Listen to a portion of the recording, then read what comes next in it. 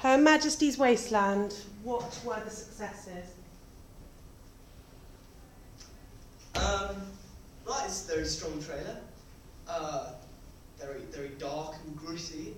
I liked it. Lots of nice, disgusting locations in a good way. Yes, your use of locations was exemplary. And there were, yes, like where was it? Like the desolated place with the tiles and stuff. Yeah, that place as well. They're very, very nice locations. Very nice props as well, the guns and the mask thing. Music fit in well. The whole they just feel so like abstract chord kind of things. They really fit in with the whole desolated theme that you had. You know, it was all chaotic and uncontrollable. You know, it linked in well. Yeah, the overall look of the film was perfect for the genre. Well, I have some questions regarding things. The shot where Will is at the station, looking at the train departing, is that a flashback? Okay, the colours did indicate it was a flashback, but his attire, I thought that was his like future clothes. But Yeah, it wasn't too much of a problem. Yes. Just one moment, creates a bit of an enigma, but What is the past? What is now? Kind of thing. You know, everything's merging into one. So maybe that. It's the whole idea. Yeah. Some challenge that your film might face when it comes out is that it's very desaturated film, so when you go into flashbacks in black and white, if you're going for that sort of thing, then it might not be that obvious. I went for a more warm colour. I like that. It's more of like a yellowy glow. I was going to say So that you're breaking conventions, you're going black and white for almost black and white. The present and getting more colours. I suppose it's a warm memory, isn't it? You know, in this That kind was of the idea of trying to make it so that trying to make it a little bit more obvious that it was a flashback. But generally you dissociate. Like a flashback of when times were good is like a warm colour. And then like the cold, horrible environment of the present being a saturated, almost black and white colour. Can we talk about the chronology of the trailer? Yep. It seemed like it was in chronological order, but I believe that's not the case. It's not in chronological order at all. So what made you choose to present it in this order? Because it works on its own and how it is. So, any reason behind that? It's to try and, because we wanted something that didn't give away almost any of the story, like at all. So rather than like a trailer that kind of you can guess what the whole film is from the trailer, you wanted something that's a bit more kind of thought-provoking. Yeah, and we wanted to structure the trailer as its kind of its own story, but it's completely in a different order to the main film. You had an interesting choice of chronology, should we say, towards the end when you have a sequence set out. Can we talk about that? Obviously, at the end of the trailer, we wanted a big climactic event to happen, and we kind of wanted to create that, feel like the lasting memory for the audience at the end of the trailer.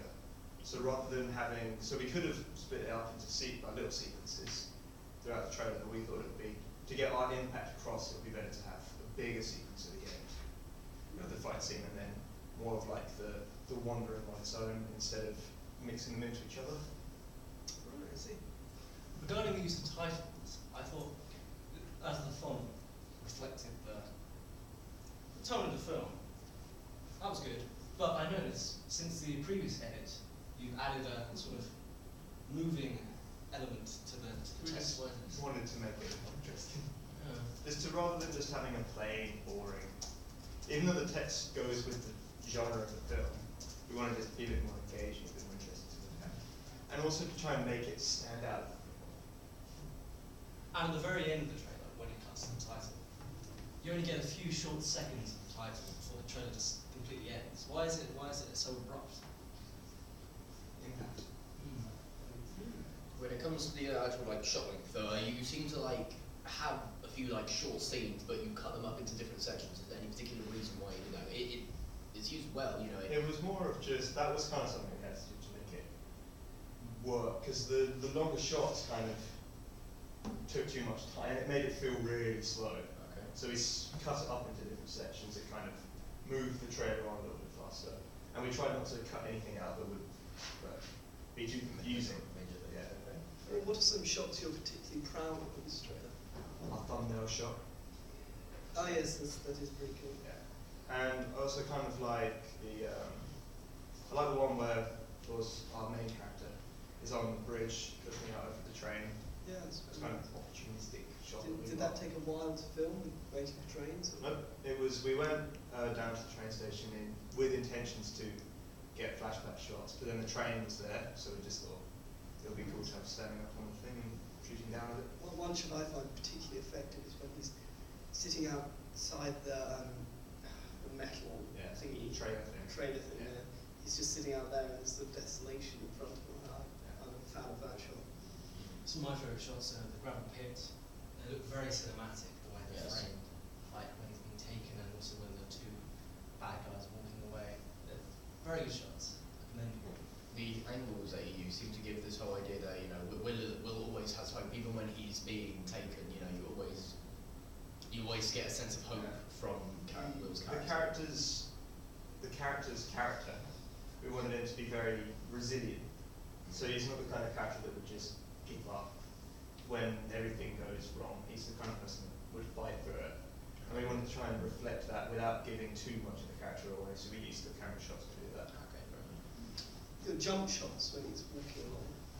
I like the idea. I like it. But I did feel they were slightly uneven. I don't know if that's the effect you were going for. It was a bit strange to watch because it was a bit kind of the length of the shots and the black bits were a bit uneven. But I like the effect you were.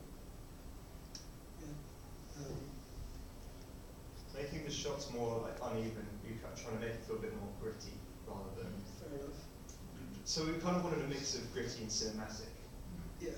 And we tried to try and make it in the middle a little bit more, to try and make it feel, because we wanted to go for a uniquely British film, so having it to be a bit more gritty kind of goes along with the British film conventions rather than a Hollywood film.